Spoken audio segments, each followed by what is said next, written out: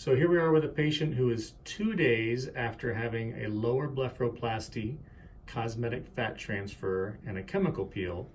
There's a couple different ways we do lower eyelid cosmetic surgery based on sort of our cosmetic goals.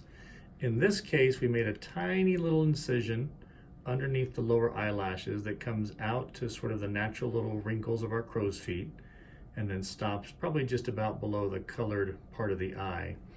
One of the first things you'll notice, and we call this type of blepharoplasty a subciliary blepharoplasty. So there's a fine suture material called proline, which is underneath the eyelashes and gets taped to the nose. We do this so we can just trim one little knot and the whole thing will pull out easily on your post-op visit.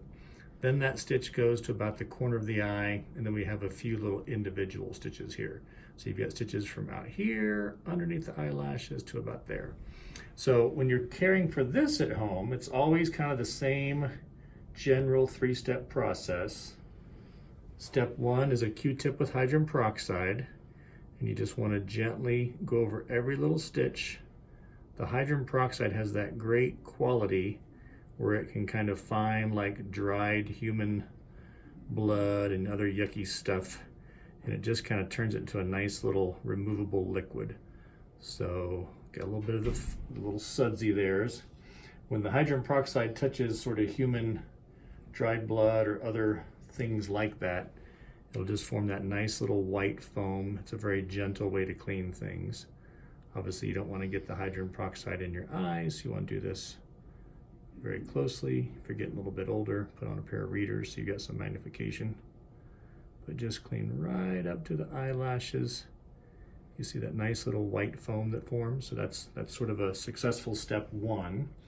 Step 2, just take a dry Q-tip like a mop and just mop up all the little moist stuff that the first Q-tip created. So now we're mopping up everything along the eyelashes there. That was our first dry one. I'm pretty OCD, so I'm going to do a second dry one just to make sure it's perfect. And then your next step, this is step 3, you're going to take a little bit of antibiotic ointment. That's probably more than we need. Typically we'll give you a small prescription tube of either some erythromycin or bacitracin for the eyes, and just put a little thin smear anywhere you see the stitches were. So just a little thin smear. Like I said, I probably wasted some here, it's too much. But just get a little bit on all the stitches, just like that. So we took a little break. I ended up cleaning the other eye, just so you can see that one all cleaned up. So we got, same thing, we did the hydrogen peroxide and there's a thin layer of ointment. So your third step here, not to overwhelm the camera there. So just get your standard over-the-counter Aquaphor. This is usually in the same aisle as Vaseline, but we like Aquaphor a little bit better in the medical practice. So get some Aquaphor, and this is just a nice little amount of Aquaphor on a Q-tip. And so we used the antibiotic ointment, right below the eyelashes, but now we're going to take the Aquaphor and just kind of put a generous smear. And you can tell the skin that's been peeled, thank you.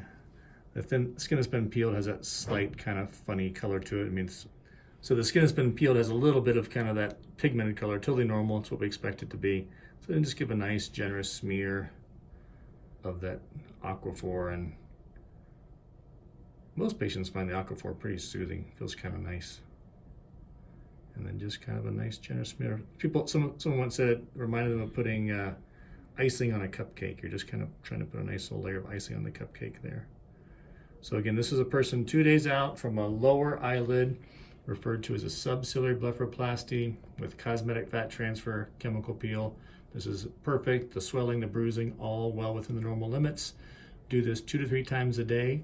The purple marker is placed on your skin so it guides me during surgery.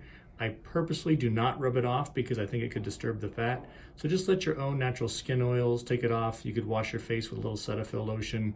If you're super worried about it, you could take a little bit of nail polish remover, which has some acetone, and just gently get it off your skin. But usually it's gone by a couple days as well, and you're probably laying low anyway during this point of your recovery.